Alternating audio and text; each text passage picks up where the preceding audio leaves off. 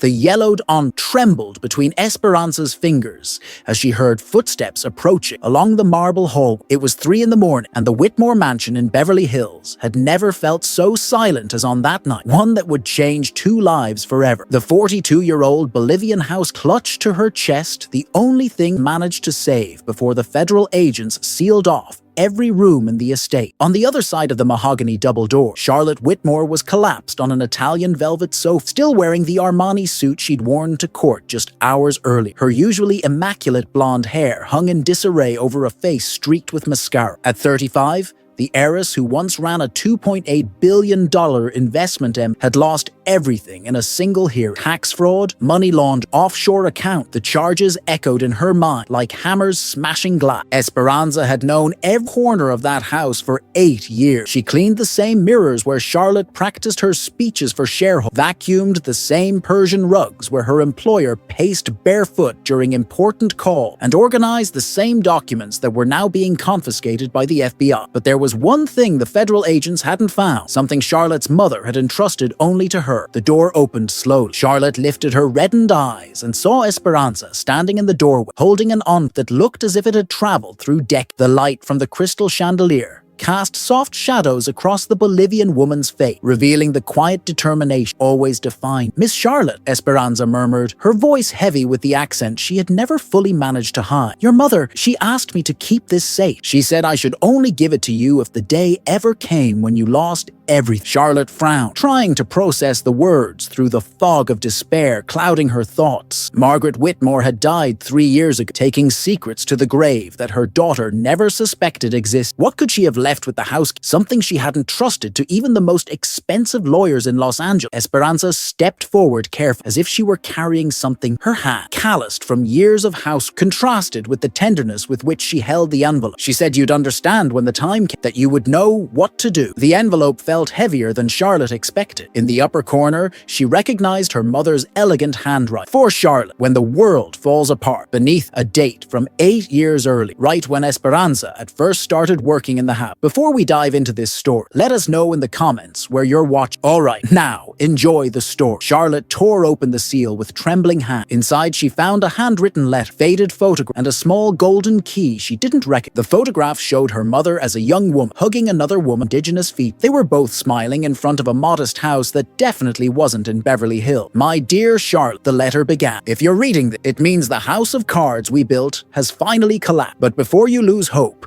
you need to know the truth about our family, about our fortune, and why I trusted Esperanza with my most precious story." Charlotte looked up at the house, who remained standing, hands folded in front of her. "Did you know what was inside?" Esperanza slowly shook her head. "No, miss, but your mother, she cried when she gave it to me. She said that someday you'd need to know where you really came from." The heiress turned back to the letter, her heart pounding faster with every line. "Our fortune didn't start with smart investment or aristocratic inheritances like I always told you. It started with a debt of gratitude I could never repay. In 1987, I was just Margaret Sullivan, a 22-year-old who had lost everything in a fire that destroyed our home in Detroit." Charlotte stopped reading, bewildered. Her mother had always claimed she came from a traditional Boston family, that she'd inherited seed money from grandparents successful in textiles. She had never mentioned Detroit, or any fire, or the last name Sullivan. "I was pregnant with you and had nowhere to go," the letter went on. "That's when I met Luz Mamani, a Bolivian immigrant who cleaned offices downtown. She barely spoke English, had no paper, and lived in constant fear of being deported. But when she saw me sleeping on a park bench, already showing, she didn't hesitate to bring me into her home." Esperanza stepped closer, as if she sensed the story reaching its most crucial point. Charlotte noticed the housekeeper's hands were trembling slightly. "Luz took me in for 6 months. She shared her bed, her food, her saving. When you were born, she was the one who helped deliver you because we couldn't afford a hospital. She cared for you during those first weeks while I recovered. And when I finally found a job as a secretary, she looked after you every day, never asking for anything in return." Tears began streaming down Charlotte's face. The perfect image she'd held of her own origins was splintering, revealing something far more human and complex. "A year later, I found a better job, then another. I started investing and building a career, but I never forgot Lou. She was the first person I hired when I opened my company. Not as a housekeeper, Charlotte, as a silent part. Half of everything we built belongs to her family." Charlotte let the letter fall onto her lap, staring at Esperanza with a mixture of shock and recognition. Luz Mamani was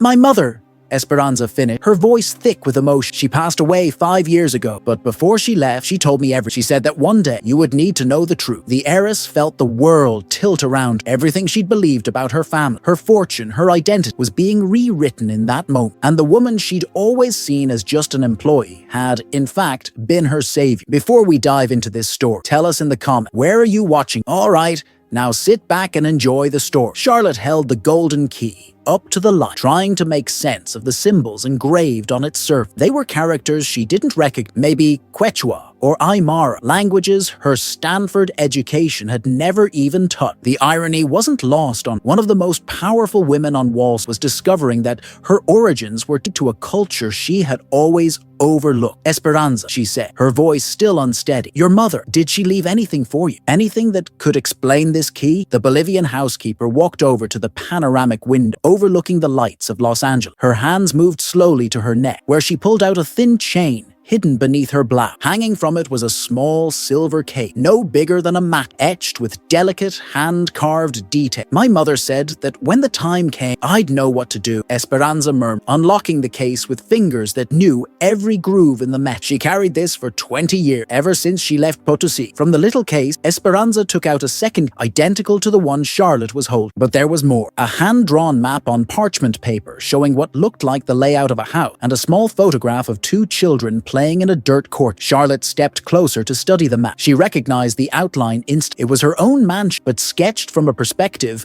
only someone who worked there could have. Every room was marked with symbols, and in the center of the drawing, highlighted in red ink, was an X over what looked like the basement. There's a basement here, Charlotte asked, puzzled. In 8 years of living on the property, she'd never seen any access to a lower level. Esperanza nodded slowly. Your mother had it built when she bought the house. She said it was to store wine, but I never saw a single bottle go down. Only she had the key. Until now, the 2 women looked at each, a silent understanding passing between them. Everything Charlotte thought she knew about her life was unraveling, and the only person who could help her uncover the truth was the one she had always treated as invisible. Esperanza tucked her things away and walked to the library, where she began to move a heavy bookshelf filled with corporate law. Charlotte watched, transfixed, as the woman who knew every inch of the house revealed secrets the owner herself had never imagined. Behind the shelf, narrow door of dark wood material, as if it had been waiting decades to be found. The lock was old, decorated with the same symbols as the key. Charlotte inserted her key. Esperanza did the same with her, and together they turned them clock. The mechanism gave way with a soft click, and the door swung open to reveal a stone staircase descending into dark. The air that rose up from below carried the scent of old wood and something else, a floral perfume Charlotte vaguely recognized. It was the same fragrance her mother used to wear, only stronger, as if it had seeped into the walls over the years. Esperanza found an old switch on the wall. When the lights flickered on, Charlotte had to grip the handrail to keep herself from fainting. The basement wasn't a wine cellar. It was a sanctuary. The walls were covered in photographs, documents, and personal art, all meticulously displayed behind glass. But these weren't Whitmore family memories. They were records of Luz Mamani's life and the lives of dozens of other people, immigrants from different countries, all undocumented, all with stories of struggle and survival. In the center of the room, an oak table held an open red leather book on a specific page. Charlotte stepped closer and read the handwritten title, Record of Invisible Lives by Margaret Whitmore and Luz Mamani. Esperanza brushed her fingers across the pages with reverence. Your mother and mine, they documented the story of every person they helped. More than 300 families over 20 years. Charlotte turned the page, finding painstaking name, countries of origin, personal story, photographs, and most striking financial logs showing how her mother had used the family's wealth to fund legal paper, education, housing, and job opportunities for hundreds of immigrants. My mother used our money for this? Charlotte asked, unable to hide the awe in her voice. No, Esperanza corrected gently. She used her money. Half of everything you built always belonged to my family. Your mother never forgot that it was a Bolivian immigrant who saved both when you had nothing. In one of the glass cases, Charlotte spotted dots that made her hands tremble. Birth certificate, university diploma, work contract, all in the names of people she recognized. The gardener who tended her roses had a degree in agricultural engineering from Guatemala. The woman who delivered her groceries had once been a literature teacher in El Salvador. The young man who washed her cars was attending medical on a scholarship her mother secretly funded. Do they know?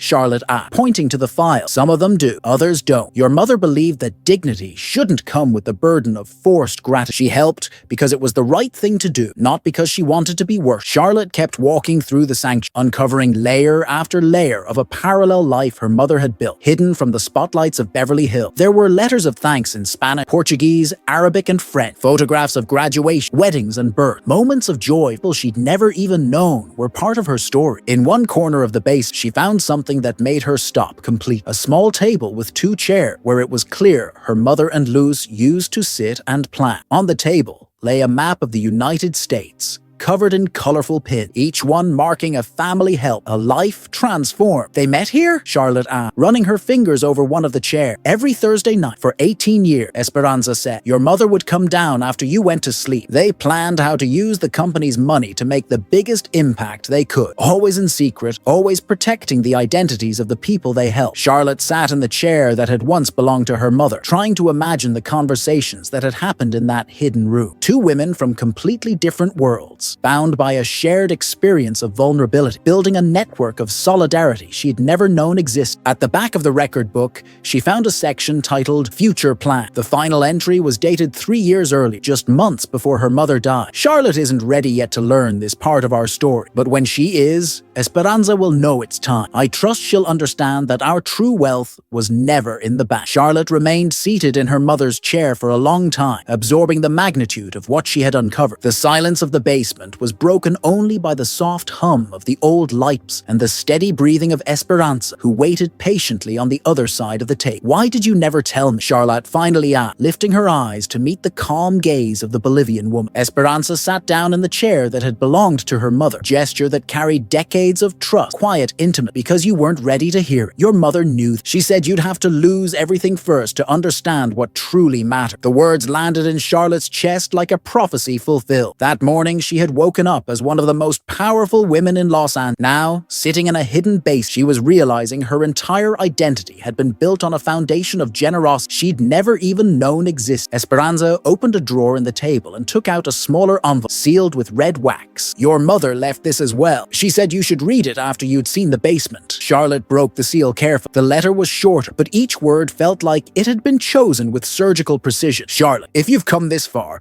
it means Esperanza trusted you enough to share our... Now you have a choice. In the coming days, government attorneys will seize everything we own, but there is something they can never touch. The network of people we've helped over the years. Esperanza has the contact, the address, the story. She can keep the work going, but it will take resources. The choice is yours. Fight to recover a fortune built on privilege, or use what remains to build something that truly lasts. Charlotte folded the letter slowly, feeling the weight of the decision her mother had anticipated years ago. Esperanza watched in silence, her calloused hands folded together on the oak table. How many people rely on this network? Charlotte asked. Directly, around 80 families. Indirectly, more than 300. Children in school, young people in college, adults running small businesses your mother helped fund. Most of them believe they made it on their own. Charlotte stood and walked over to one of the displays where photographs of graduation smiled at through the glass. She recognized some faces, people she'd seen around the neighborhood, in stores and restaurants, never realizing their lives were connected to her family. And you? She asked, turning back to Esperanza. What do you get out of all that? The question seemed to catch the Bolivian woman off guard. She was quiet for a moment, as though she'd never thought about it that way before. My mother taught me there are 2 ways to be rich, she said finally. One is to gather things for yourself. The other is to multiply opportunities for others. She chose the second way, and so did your mother. I'm just carrying on what they started. Charlotte returned to the table and sat down, this time closer to Esperanza. For the first time in 8 years, she truly looked at the woman who cleaned her home, not as an employee, but as a person. She noticed the fine lines around her eye, evidence of countless sleepless nights and quiet worry. She saw the hands that told stories of hard work and unacknowledged dedication. She recognized the straight posture that revealed a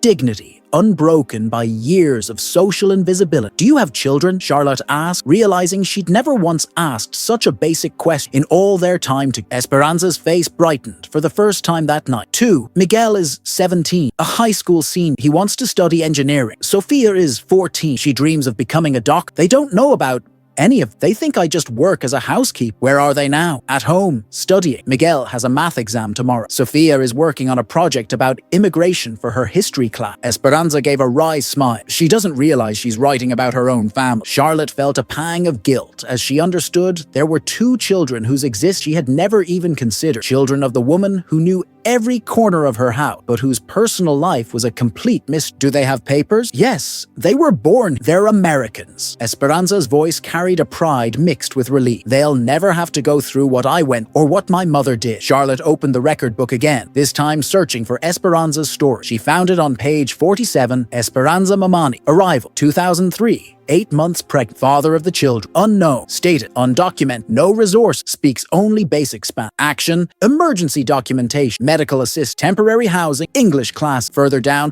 annual updates.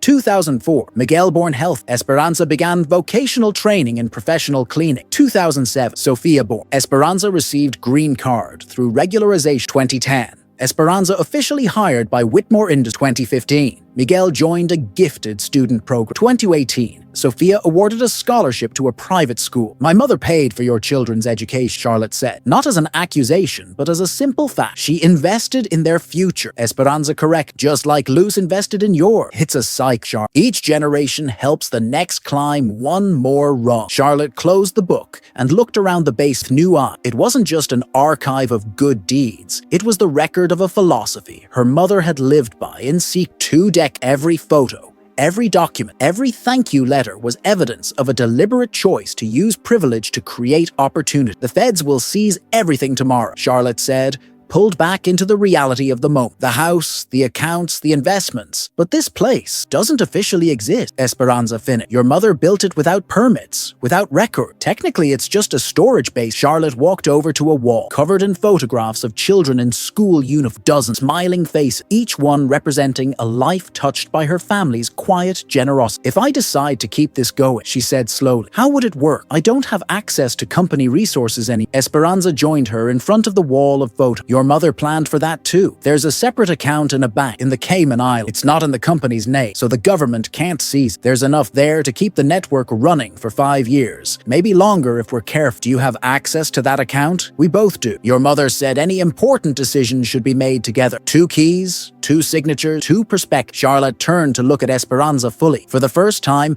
she didn't see an employee. She saw a woman who had carried secrets for years, protected a mission bigger than any page, and waited patiently for the moment to reveal a truth that could change both their lives. Why do you trust? Charlotte asked. I've never shown interest in anything but my own success. Esperanza smiled, a smile carrying the wisdom of someone who had been quiet for years. Because you're the daughter of Margaret Whit and the spiritual granddaughter of Luz Mamani. The blood of generosity runs in your veins, even if you didn't know it until today. The sound of sirens cut through the stillness of the night, echoing over the hills of Beverly Hills like a dark omen. Charlotte and Esperanza looked at each other in the base, both knowing their time had run out. The feds had arrived earlier than expected. They can't come in without a warrant, Charlotte murmured, though her voice held more hope than conviction. Esperanza was already gathering the most important documents into a leather bag that looked like it had been prepared precisely for this moment. Miss Charlotte, they have a warrant for everything. Your mother taught that when the system decides to destroy someone, it leaves nothing standing. The heavy thud of boots overhead confirmed their worst fear. Authoritative voices barked order. Drawers were yanked open, furniture dragged across the floor. Charlotte felt her stomach clench at the thought of strangers rifling through the personal objects that held the memories of an entire life. We have to leave, Esperanza said,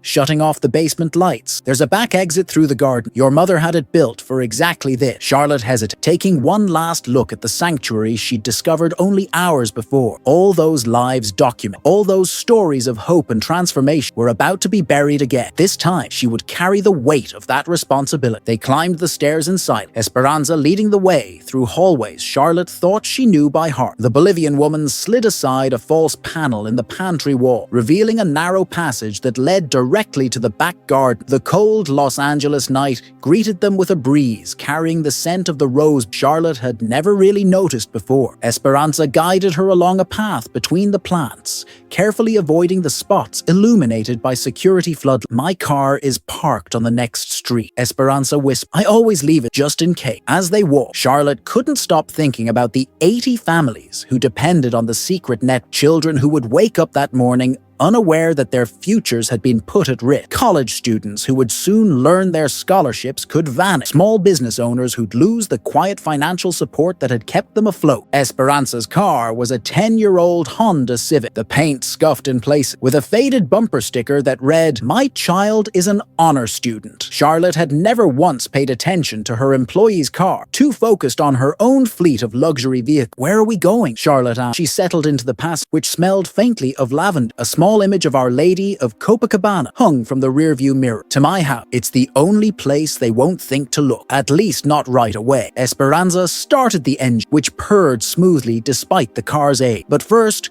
we need to make a stop." They drove in silence through the empty streets of Beverly Hills, passing mansions where other families slept peacefully, unaware of the drama unfolding just a few doors. Charlotte stared out the window, seeing her neighborhood with completely different eyes. How many other hidden stories lay behind those perfect facades? Esperanza pulled up in front of a modest two-story house, East LA, a world away from the wealth of Beverly Hills. It had a small front garden filled with plants Charlotte didn't recognize. The porch light was on, and she could see someone moving inside through the window. "Who lives here?" Charlotte asked. "Carlos Mendoza. He came from Honduras 5 years ago. No paper, no English, nothing but the clothes on his back. Your mother helped him get documentation, learn the language, open a small mechanic." Esperanza turned off the engine. "Today, he employs 6 people and supports not only his family, but also sends money back to his parents in Tegucigalpa." Charlotte studied the house, trying to picture the journey that had carried Carlos from desperation to stability. "Why are we here?" "Because he needs to know what happened, and because you need to see for yourself what your family built." They walked up to the front door. Esperanza knocked in a particular rhythm. 3 quick taps,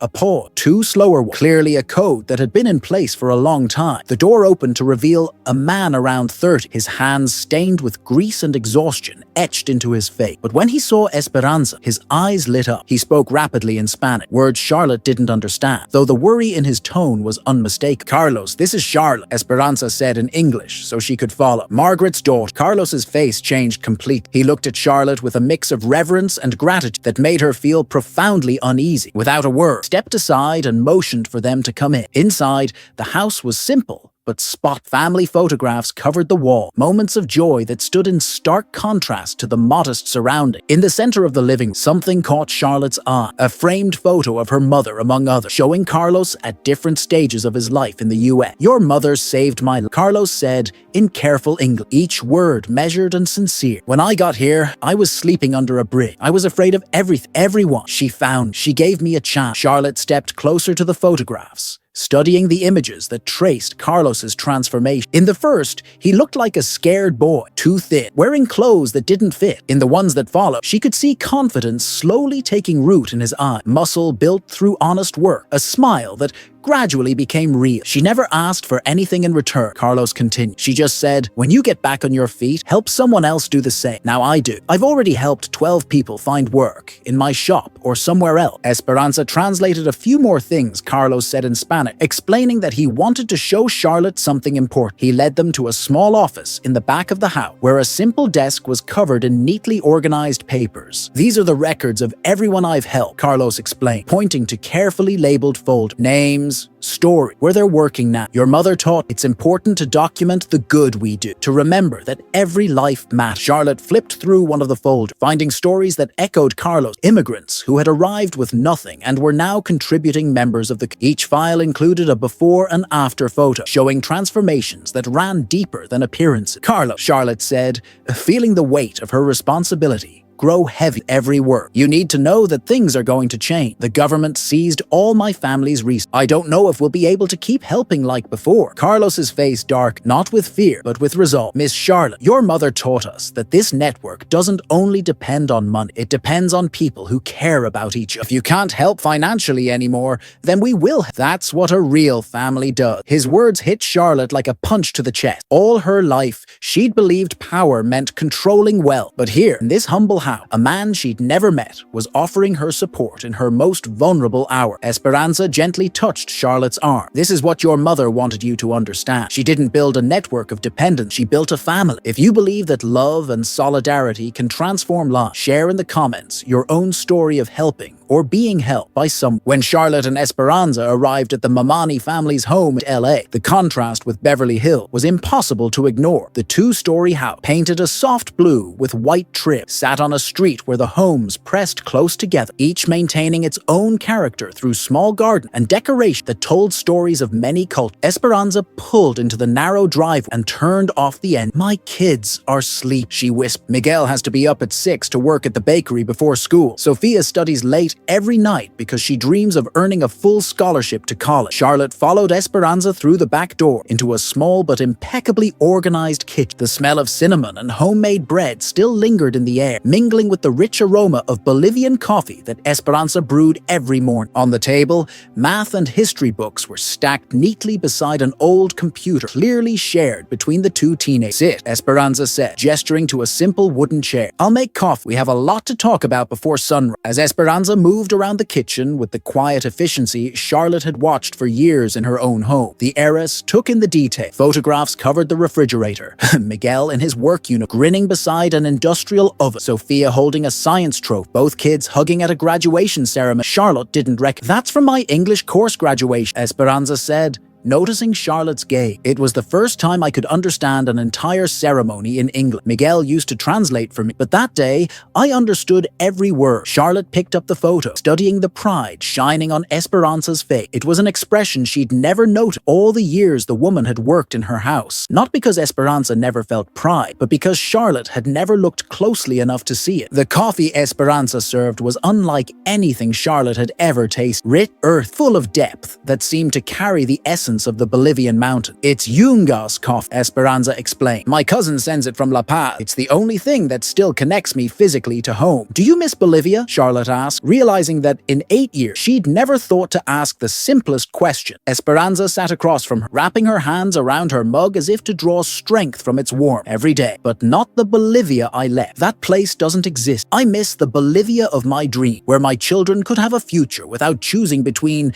dignity and survival." The words carried a weight Charlotte was only beginning to understand. For the first time, she tried to imagine what it would mean to leave every family, language, culture, identity behind, in the hope your children might have a chance you never did. "Esperanza," Charlotte began slowly, "I need to tell you something. Before I found the base, before I knew about my mother and Luz, I voted for politicians who promised to deport people like you." The silence that followed was heavy with a brutal honesty neither of them had ever dared before. Esperanza didn't look surprised or angry, only profoundly sad, as if the sorrow came from somewhere too old to name. "I know," she said at last. "I saw the stickers on your car. I heard your phone call. Your mother knew too." Charlotte felt her stomach twist. And still we believed that someday you would understand. Your mother used to say that fear makes people vote against their own value, that you were afraid of losing what you had, so you supported those who promised to protect your world." The simplicity of the explanation struck Charlotte like a slap. For years, she'd rationalized her political choice economic pragmatism, when in truth, they were just expressions of a privilege she'd never questioned. How did you forgive?" she asked, her voice break. Esperanza gave a sad, gentle smile. "Forgiveness isn't about whether someone deserves. It's about choosing to see who they can become, not just who they are today. Your mother learned that from mine. Now I teach it to my children." At that moment, soft footsteps came down the stairs. Sophia appeared in the kitchen, a 14-year-old, long, dark hair and eyes that shone with quick intelligence. She froze when she saw Charlotte, clearly surprised to find a stranger in her kitchen at 4 in the morning. "Mama," Sophia asked in perfect English, though her accent revealed Spanish was still her first language at home. "Sophia, this is Charlotte," Esperanza said, switching easily to English. "She's Mrs. Margaret's daughter." Sophia's face lit up with recognition. "Mrs. Margaret who helped you get your papers, the one who paid for my SAT prep course?" Charlotte looked at Esperanza, startled. "You told her?" "I told her a very generous woman helped our family. I didn't say it was your mother specifically, but Sophia is smart. She put it together when she started working on her immigration project." Sophia stepped closer to the table, carrying herself with a maturity far beyond her years. "I'm writing about how immigrants contribute to the American economy," she said. "I found out that families like ours pay more in taxes percentage-wise, than many wealthy citizens, but get fewer social benefits. The irony wasn't lost on Charlotte. The daughter of the woman who cleaned her house was studying the same economic arguments she'd once used to justify anti-immigrant policy. Sophia wants to be an economist, Esperanza said proudly. She says she's going to prove with data that diversity helps everyone, not just immigrants. Charlotte studied the teenage, seeing in her a determination that reminded her of her own ambition at that age. But there was a crucial difference. Sophia intended to use her success to lift others, not just herself. "Can I ask you something, Sophia?" Charlotte said. "What would you do if you found out someone who helped you also voted for politicians who wanted to deport your family?" Sophia considered the question carefully, glancing at her mother. "I'd ask why that person changed their mind. And if they really did change, I'd try to figure out how I could help them convince other people to change too." Her answer held a depth that left Charlotte speechless. This teenager, who had grown up with the constant fear that her family could be torn apart, was offering not just forgiveness, but part. "Sophia," Charlotte said, tears welling in her eyes, "your mother told me you also wanted to study medicine." "Economics and medicine," Sophia corrected softly. "I want to understand how economic systems affect the health of communities, especially immigrant communities who are afraid to go to the doctor." Charlotte turned to Esperanza. "How did you raise a daughter like this?" "I didn't do it alone," Esperanza. "Your mother paid for tutor, courses, books. But more important, she taught Sophia that education is a responsibility, not just a privilege. That the more you learn, more owe the world." The sound of an alarm clock echoed from upstairs, followed by heavy footsteps. Miguel was waking up for another day of work and school. Charlotte realized this family lived a daily routine of sacrifice she had never imagined, working to survive while studying to thrive, constantly balancing dreams with immediate need. "Esperanza," Charlotte said, making a decision that would change her life forever. "I want to use the Cayman Islands account for something bigger than just keeping the network running. I want to create a real foundation, legal, transparent, and I want you to be my official partner, not just a hidden collaborator." Esperanza stopped, her cup halfway to her lips. "Miss Charlotte, it would mean you'd never be invisible again. That Sophia and Miguel would grow up knowing their mother is one of the most influential women fighting for immigrants' rights in Los Angeles. That your story would be told, not hidden." Sophia looked between, realizing she was witnessing a historic moment. "Mum," she whispered, "this is what you always wanted, isn't it?" Esperanza closed her eye, and when she opened them, Charlotte saw a resolve that had been waiting quietly for years. "Yeah," she said, "it's exactly what I always want." The sun was just starting to rise over Los Angeles when Charlotte and Esperanza finally stepped out of the Mamani family's house, carrying with them a determination neither of them had ever felt before. Miguel had left for the bakery with an extra-long hug from his mother, and Sophia was getting ready for school with a renewed energy, knowing her family was about to step out of the shadow. In the car, Charlotte studied the documents Esperanza had gathered during the night. Cayman Islands bank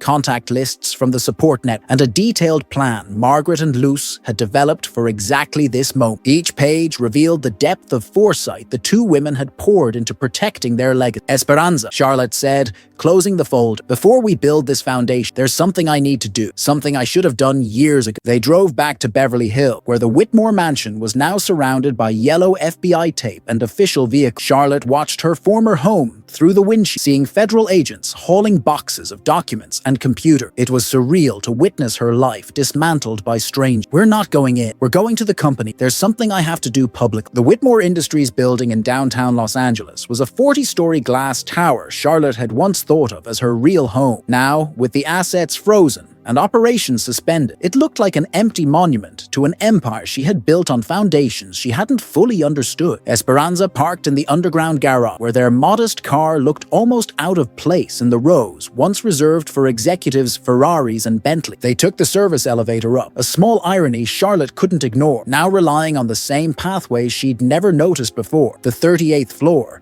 where Charlotte's executive office was located, was partly sealed off, but she still had access to the main conference. It was there she'd made decisions that impacted thousands of jobs, proved billion-dollar investment, earned a reputation for unflinching efficiency. "Why are we here?" Esperanza asked, watching Charlotte set up a laptop that had somehow escaped the confiscation. "Because I have to tell the truth, publicly, about my mother, about Lou, about you, about everything." Charlotte connected a professional camera she kept in the office for video conferences, "and I have to do it before anyone else tries to twist the story." Esperanza sat outside the camera's frame, her hands fidgeting with nerves as she grasped the magnitude of what Charlotte was proposing. For decades, she had stayed invisible out of necessity and safe. Now she was about to become the public face of a cause that could transform her life forever. Charlotte adjusted the light and checked the audio. She had recorded hundreds of corporate videos in this very room, always projecting an image of absolute control. This time, it would be different. This time, it would be real. Esperanza, she said,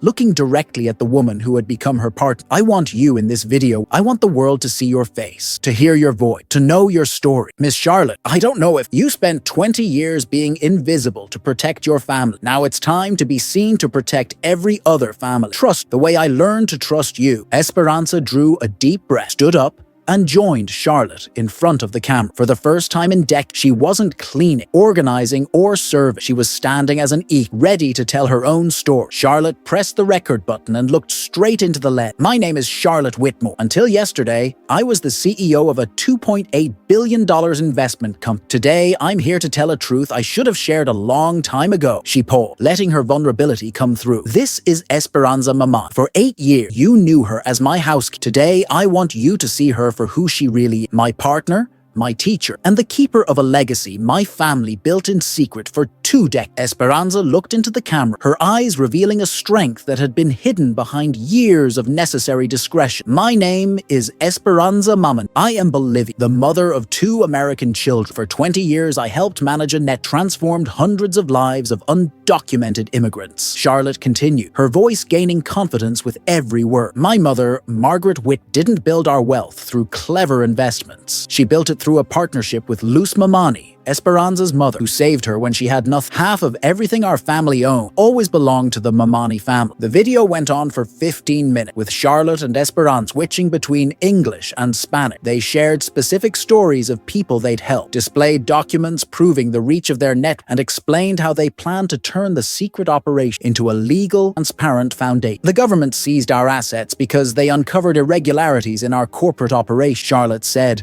looking straight into the camera. But they cannot seize our determination to keep this work going. They cannot seize the lives that have already been changed, and they cannot seize the truth. Esperanza ended the video with words that carried the weight of a lifetime of struggle. To every immigrant family watching, I want you to know you are not alone. You are not invisible. Your stories matter. Your dreams are valid, and there is an entire community working to make sure your children have the opportunities you came here to find. When Charlotte turned off the camera, the silence in the conference room felt heavy with possibility. They both knew that video would change everything, for better or worse. There was no going back. Are you sure about this? Esperanza asked, the reality of what they'd done sinking in. Charlotte looked out the floor-to-ceiling windows across Los Angeles, a city built by immigrants, sustained by dreams, and divided by invisible walls she herself had helped maintain. I've never been more sure of anything in my life. She sent the video to every major social net, TV station, and newspaper in Los Angeles. Within minutes, the views began to climb exponentially. Comments flooded in, some supportive, some fiercely critical, but all acknowledged something fundamental had changed. Charlotte's phone started ringing non-stop. Reporters, lawyers, activists, politicians, everyone wanted a statement, an interview, an explanation. She ignored every call except one. Sophia, she answered, recognizing the Mamani house. Miss Charlotte, said the young, emotional voice on the line. I just saw the video at school. Everyone is talking about my mom. She can finally be who she really is. Charlotte looked over at Esperanza, who was scrolling through the comments on her phone with tears streaming down her cheeks. For the first time in decades, she was being seen, heard, and recognized for the extraordinary woman she had always been. Sophia, Charlotte said, her voice steady with conviction, your mother has always been extraordinary. Now the whole world will know. If you believe every person deserves to be seen and valued, share a comment about how you can help make our society more fair and inclusive. 3 days after posting the video, Charlotte and Esperanza found themselves at the center of a media storm. Neither of them had anticipated. The video had surpassed 2 million views, sparking heated debates on television, articles in national newspapers, and endless discussions across social media. Charlotte sat in the small makeshift office they'd set up in the Mamani home, surrounded by piles of letters, printed emails, and messages of support arriving from all over the country. Esperanza was methodically sorting each piece of of correspondence, separating offers of financial help, invitations for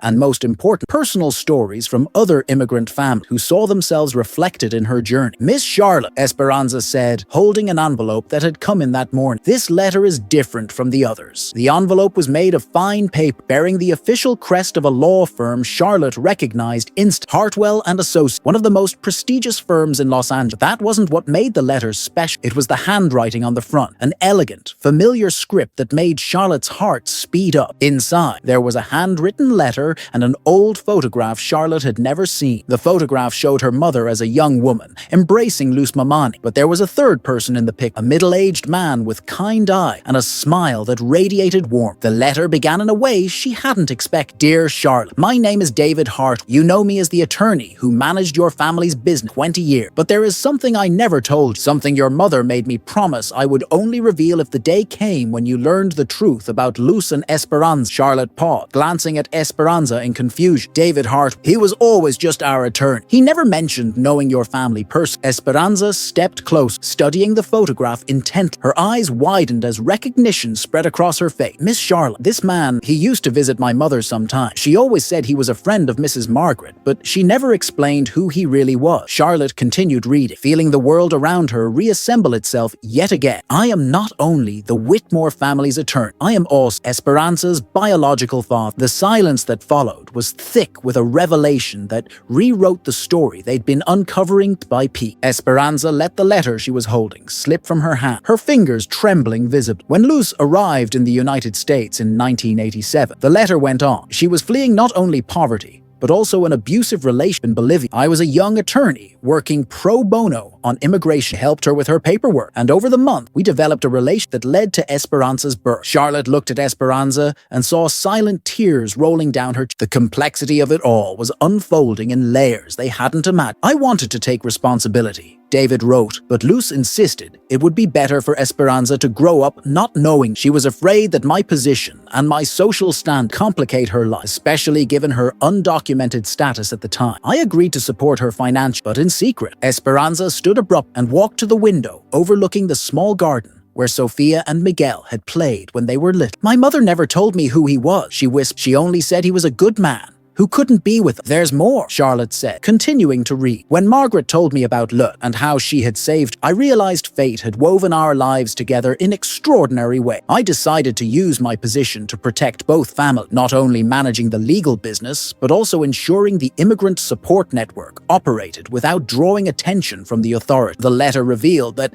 David had been the legal architect of the entire operation, building complex structures that allowed Margaret and Luz to help hundreds of families without technically violating immigration law. He had used his knowledge of the system to find legal loop regularization programs and opportunities most immigrants never knew existed. All these years, he wrote, I watched Esperanza grow through the reports Luz. I saw photos from her graduation, learned about her academic achievement, followed her journey into the remarkable woman she is today. I always wanted to be part of her life, but I respected Luz's decision. Charlotte folded the letter, letting the implications sink in. Esperanza wasn't just the daughter of the woman who had saved her mother. She was also the daughter of the man who had protected them legally for 2 decades. Esperanza, Charlotte said soft, do you want to meet? Esperanza turned away from the window, her face a mixture of curiosity, fear, and hope. Does he want to meet me? After all these years? The letter ends with an invitation, Charlotte replied. He wants to see us tomorrow at his office. He says he has documents that could help make our foundation completely legal and secure, and that he has always dreamed of the day he could finally hug his daughter. Just then, Sophia walked into the room, fresh from school, radiating excitement. Mom, did you see the news? They're talking about you on national TV. They're saying you might help change immigration law. Esperanza looked at her daughter, realizing Sophia was about to learn she had a grandfather she never knew existed. The teenager immediately picked up on the tension in the room. What happened? She asked, her emotional intelligence already sharp beyond her 14 years. Charlotte and Esperanza exchanged a look, a silent agreement that it was time for yet another truth to be revealed, another layer of their intertwined family to be laid bare. Sophia, Esperanza began, sitting down beside her. Do you remember when you asked me about your grandfather, and I told you he was a good man who couldn't be with? Sophia nodded, her full attention on her mother. We just found out who he is, and he wants to meet. Sophia's reaction was unexpected. Instead of shock or confusion,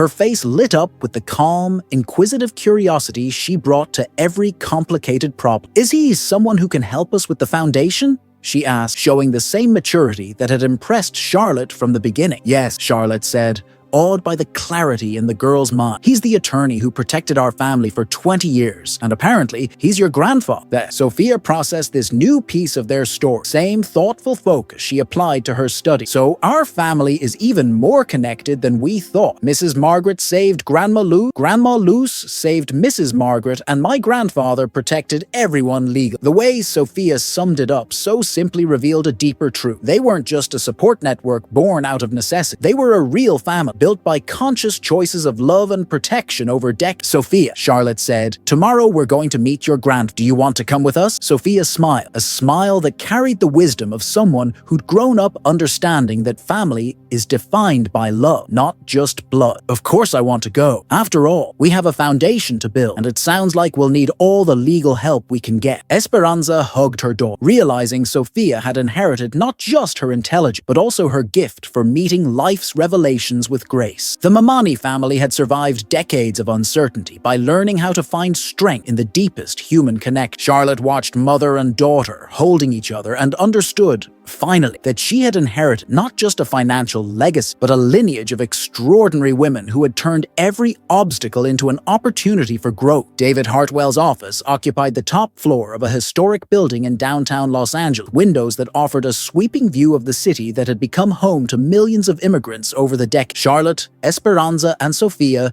arrived promptly at 2 in the afternoon, each carrying their own hopes and anxieties about a meeting that might redefine their lives forever. The receptionist, a middle-aged Latina, greeted with a warm smile that suggested she already knew this was no ordinary appointment. "Señora Maman," she said in flawless Spanish, "Mr. Hartwell is waiting. He's very nervous and very moved." Esperanza squeezed Sophia's hand. Sophia had insisted on skipping school to be part of this moment. She wore her best outfit, a blue blouse that brought out the dark brilliance of her eye, and a skirt she'd saved up for months to buy. She wanted to make a good impression on the grand she'd never met. David Hartwell stood behind a large mahogany desk covered in doc photographs and keeps he'd clearly gathered for this day. At 68, he still held the upright posture and sharp gaze that had made him one of the most respected attorneys in Los Angeles. But the moment Esperanza stepped into the room, all his professional composure crumbled. "Esperanza," he murmured, his voice thick with emotion, "you look exactly like your mother at this age." Esperanza stopped a few steps away, studying the face of the man who had been an invisible presence all her life. She could see familiar traces in his feature, the same determination she recognized in Sophia, the same gentleness her mother had described when she spoke of the good man who couldn't be with us. "Mr. Hartwell," Esperanza said formally, her voice steady but laced with feeling. "Thank you for seeing me." David took a hesitant step forward. "Please, call me David, or if you feel comfortable, call me father." A silence settled over, weighted with 40 years of absence and unasked questions. Sophia watched the exchange between her mother and her newly discovered grandfather with the calm curiosity brought to every complicated phenomenon. "Grandpa David," Sophia said suddenly, breaking the tension, the unself-conscious directness only teenagers possess. "Can I ask you something?" David turned to her, tears springing to his eyes at the sound of the word grandpa for the first time. "Of course, sweetheart. Anything. Why didn't you ever try to find us?" she asked. "Even if you were respecting Great-Grandma Luce's wish, didn't you ever want to see us just from a distance?" Her question held a maturity that struck everyone in the room. She'd gone straight to the heart of what they were all dancing around. David sank into his chair, as if the weight of decades of regret had finally become too heavy to stand on. "I did see you, Sophia, so many times. I watched your school performances from the back of the auditorium. I was there at your middle school graduation. I used to watch Miguel play soccer on the week." Esperanza moved closer. "Surprised. You were there?" "I was always there," David said, his voice break in the shadow, "protecting you the only way I knew how. Your mother made me promise never to interfere, but I couldn't stay away completely." He opened a drawer and pulled out a photo album. "I kept records of every important moment in your life." Inside were hundreds of photos taken from a distance. Esperanza graduating from her English course, Sophia winning her science award, Miguel getting promoted at the bakery. Each picture told the story of a father who had watched over them in secret, respecting boundaries set by love love and circle. Charlotte watched it all with a mix of awe and sadness. She thought of her own relationship with her mother, a web of secrets and unspoken truth, and wondered how many other families were held apart by choices made for the right reasons that still caused. David said gently, "Your letter mentioned documents that could help us with the foundation. Could we talk about that?" David straightened a little, slipping back into the professional mode that had sustained him for decades. Yet, all these years, I maintained a complex legal structure that allowed Margaret and Luce to operate without drawing scrutiny. Now I can transfer it to you, making everything fully legal and transparent. He spread the papers across the table. Non-profit charter, trust document, partnerships with international organizations built over 20 years. The Luce Margaret Foundation has technically existed for a decade. I registered it in anticipation of exactly this moment. Esperanza studied the document, recognizing names of people she knew had been helped. "You documented everything?" "Every detail," David confirmed. "Every family helped.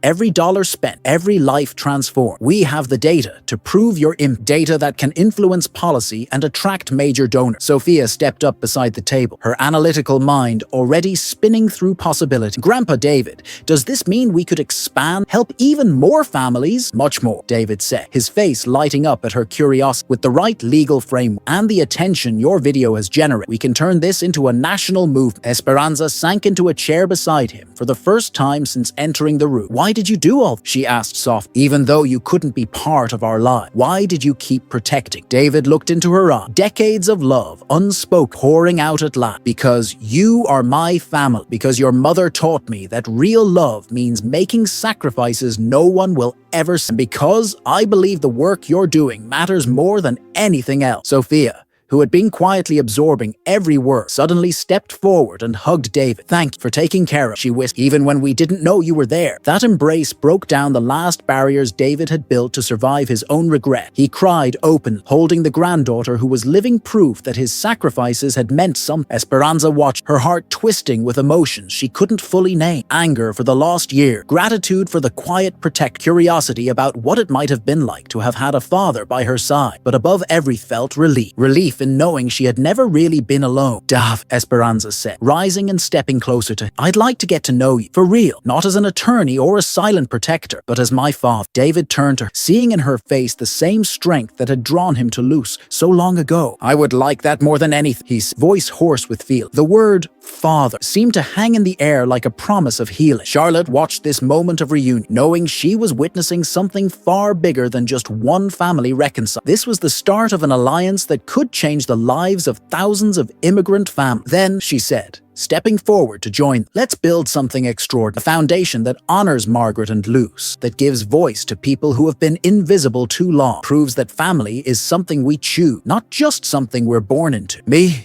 David, Esperanza, and Sophia looked at each of them, understanding that this was more than a reunion. It was the beginning of a mission transcended any of their individual story. "We're going to change the world," Sophia said, her voice clear and certain in a way only the young can, one family at a time. 6 months after that meeting in David Hartwell's office, the Luce Margaret Foundation had become one of the most influential immigrant support organizations on the West Coast. What had started as a secret operation hidden in a Beverly Hills basement now occupied an entire building in downtown Los Angeles. 40 staff members and countless volunteers worked tirelessly to transform lives. Charlotte sat in her new office, a space nothing like the corporate environment she had once ruled over. The walls were covered with photographs of families they'd helped, maps tracing the origins of immigrants served, and framed quotes in many languages about hope and perseverance. There were no mahogany desks or expensive art, only purposeful simplicity. Esperanza stepped in, carrying a stack of reports, but her role had completely evolved. She was now the Foundation's official chief operator, overseeing a network that had expanded into 12 states. She wore a simple but elegant suit and carried herself with the quiet confidence of someone who had finally claimed her place in the world. "Charlotte," Esperanza said, setting the reports on the desk, "this month's numbers are extraordinary. We helped secure legal documentation for 120 families, funded education for 87 young, and supported 43 people in opening small businesses." Charlotte scanned the reports, But her mind was on the stories behind every statistic. A life change, a family reunite, a dream realized because of the work they'd built. And Carlos? Charlotte asked, referring to the Honduran mechanic they'd visited that first night. He opened a second garage and started training young immigrants in automotive repair. He's already graduated 16 technicians who've gone on to find jobs. Esperanza smiled. He says he's repaying the debt he owes your mother. The door opened and Sophia walked in. At 15, she carried herself with a poise that impressed everyone who met. She had become the foundation's unofficial youth ambassador, speaking in schools about immigration, cultural diversity. Her speeches were so powerful that universities had already begun offering her full scholarship. Mom, Charlotte, Sophia said, Grandpa David is here for the board. He brought a surprise. David Hartwell entered accompanied by an elegant woman in her 50s, her gray hair pulled back neat, her eyes steady and intelligent. Charlotte recognized her immediately from the news. Senator Patricia Williams, one of the most influential voices on immigration policy in Congress. Charlotte Esperanza, David said, I'd like you to meet Senator Williams. She has an idea that could change everything. The senator approached, extending her hand with a genuine smile. I've been following your work for months. What you've built here is exactly the kind of model we need to replicate nationwide. Charlotte and Esperanza exchanged a look, a silent understanding that they'd learned to be cautious with politicians who promised support but rarely delivered. Senator, Charlotte said diplomatically, we appreciate your input, but our experience with the government has been complicated. Patricia Williams chuckled, the sound warm and surprisingly human. I understand, but I'm not here as a government representative. I'm here as the daughter of Irish immigrants who came to this country without papers in the 1960s. The revelation instantly shifted the dynamic. Esperanza leaned forward, intrigued. My parents worked on farms for years, always afraid they'd be deported. It was only thanks to the kindness of strangers that they were able to legalize their status and give me a chance at an education. She paused, letting her vulnerability show. When I watched your video, I saw my own story. Sophia, who had been quietly observing, finally spoke up. Senator Williams, what exactly are you proposing? The senator smiled at her direct. You're as sharp as your mother, I see. I'm proposing that we turn the Luce Margaret Foundation to federal legislation, a national program that would provide legal pathways to status, education, and economic integration for immigrants. Charlotte felt the weight of the moment. The risk and possibilities both were enormous. That would mean working inside the same system that once hunted. It would mean transforming that system from the inside out, the senator countered. You've proven it's possible to help immigrants legally and effectively. Now we have the chance to scale this for millions of families. David stepped forward, laying out documents he'd prepared. We've already drafted the basic legal framework. The program would be funded through public-private partnerships, with your foundation as the pilot model. Esperanza studied the documents, her years of lived experience helping her spot strengths and weaknesses instantly. Senator, how do we make sure this program isn't used to monitor or control immigrant communities? It was a question spoken with the authority of someone who had spent a lifetime navigating systems that could both help and hurt. By guaranteeing independent full transparency, Patricia replied, your team would retain operational autonomy. The government's role would be limited to funding and legal infrastructure. Sophia walked over to a large map on the wall, showing all the families the foundation. Colored pins marked states across the country, forming a mosaic that revealed the scale of America's hidden immigration story. If we do this, she said, turning back to the group, how many families could we help? Conservatively, 500,000 in the first 5 years, the senator said, and many more if we succeed. Charlotte stood and joined her at the map. Each pin was more than a statistic. It was a mother, a father, a child with a future. Esperanza, Charlotte asked, her voice quiet. What do you think? Esperanza stepped up beside, forming a small triangle in front of the map that represented everything they'd lived through together. I think our mothers didn't build this network to keep it small. They dreamed of the day when we wouldn't have to work in the shadows. Her answer carried the calm certainty of someone who had survived both invisibility and recognition and understood that true change required the courage to work inside imperfect systems. Then let's do it, Charlotte said, turning to the Senate, but on one condition. Esperanza will be co-director of the national program. Her voice and experience are non-negotiable. Senator Williams extended her hand. Deal. She shook Charlotte's hand, then Esperanza, sealing an agreement that would change not just their lives, but potentially the lives of millions. Sophia watched, feeling the weight of what she was with. Grandpa Dave, she asked soft, do you think great-grandma Luce and Mrs. Margaret would be proud? David smiled, tears filling his eyes. I think they'd be amazed at how far you've carried their dream, and I think they'd be excited to see how much further you can take. In that moment, Charlotte realized she had found something far more valuable than the fortune she'd lost, a purpose that transcended wealth, a family she had chosen, and a legacy that would outlast them all. The heiress who had lost everything in a single night had discovered that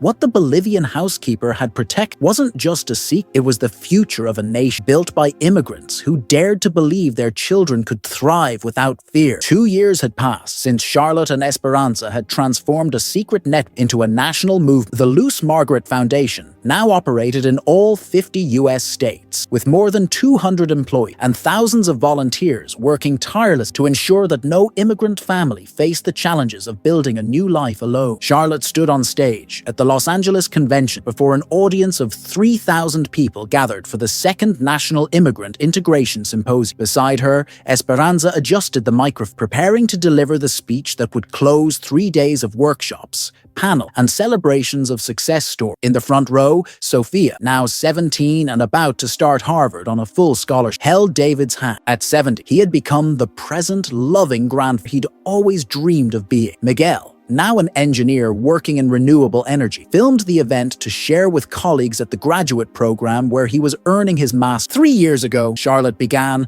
her voice carrying through the hall. I believed success was measured by how much wealth and power you could accumulate. Today, I know success is measured by how many opportunities you can create for others. The audience was a tapestry of families who had been directly helped by the foundation, business leaders who had become program partners, lawmakers who supported pro-immigration legislation, and journalists chronicling the social impact of this movement. Esperanza stepped forward, her presence radiating the of a woman who had finally found her voice after decades of necessary silence. When I arrived in the United States 22 years, she said, I spoke only a few words of English and carried nothing but the dreams that fit in a small suit. Today, I stand here as co-director of a program that has helped over 800,000 families. The statistics were staggering, but Charlotte knew the numbers alone could never capture the human impact of their work. Each family represented a story of courage, sacrifice, and determination that echoed Margaret's and Luce's journey decades early. But what I'm most proud of, Esperanza continued, is not the number. It's knowing my children grew up seeing that it is possible to turn fear into hope, visibility, recognition, and differences into bridge. In the crowd, Carlos Mendoza, the Honduran mechanic they'd visited that first night, applauded with tears in his eyes. His network of auto shops now employed more than 100 people. He had become one of the leading voices advocating for immigrant labor rights in Los Angeles. Charlotte looked out over the audience, recognizing faces that represented count chapters of the journey they'd shared. Teachers who had once been cab drivers, doctors who had worked as house cleaners, engineers who had started as gardeners, all united by the experience of rebuilding their identities in a new land. Senator Williams once told me something I've never forgot, Charlotte said,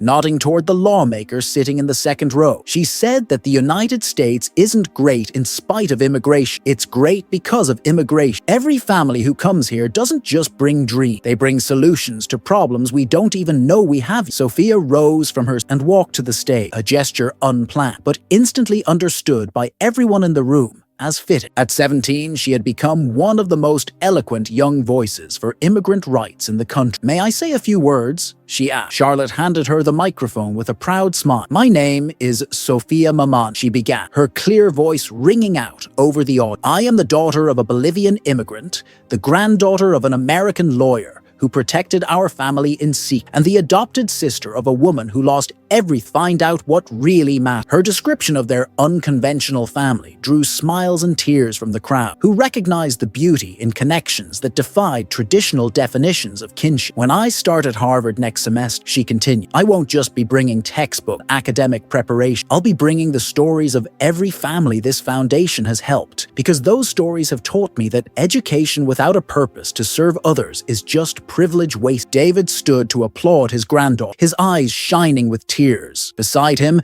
Miguel kept recording, knowing he was capturing a moment that would define their family's future. Charlotte stepped back to the microphone for the closing word. Margaret Whitmore and Luz Mamani started this journey believing that one person helping another could create ripples of change far beyond what they'd ever see. Today, we know they were right. She paused, her voice thick with emotion. But our mission doesn't end. As long as there is a family living in fear, a child who can't dream because they lack paper, or an adult can't contribute fully to their community because of bureaucratic barrier. Our work will go on. Esperanza joined her at the center of the stage, and Sofia stayed beside them, a trio representing 3 generations united by purpose. The heiress, who lost everything in a single night, learned that what the Bolivian housekeeper protected wasn't just a secret. Esperanza said, her voice steady. It was the seed of a future for a nation built by people brave enough to leave everything behind so their children could have something better. The crowd rose in a standing ovation that lasted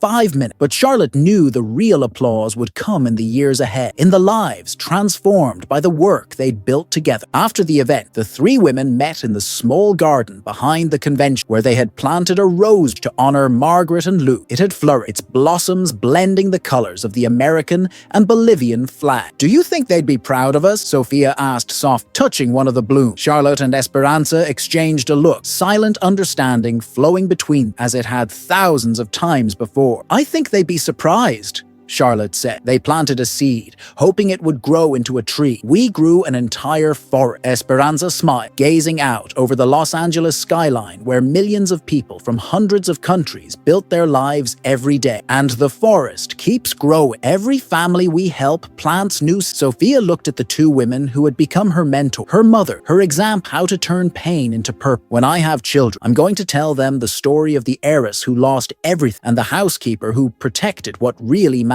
And I'll teach them that family isn't defined by blood. It's defined by the choices we make to love and protect each other." In that moment, Charlotte realized she had found something far more valuable than any fortune. She had discovered that the truest legacy isn't measured in dollars, but in lives transformed and in generations inspired to keep building bridges where others only see walls. The heiress who had lost everything in one night had gained a family, a purpose, and a legacy that would outlive her. And it had all started with a Bolivian house who hadn't just protected a secret, she'd protected the seed of a more just future for everyone. Thank you for following this story of transformation, courage, and love that transcends borders. If it moved, please share in the comments which part touched you most and how you can help make our society more welcoming to everyone. Feel free to suggest topics for our next story. We can't wait to keep exploring how love and solidarity change the world, one life at a time.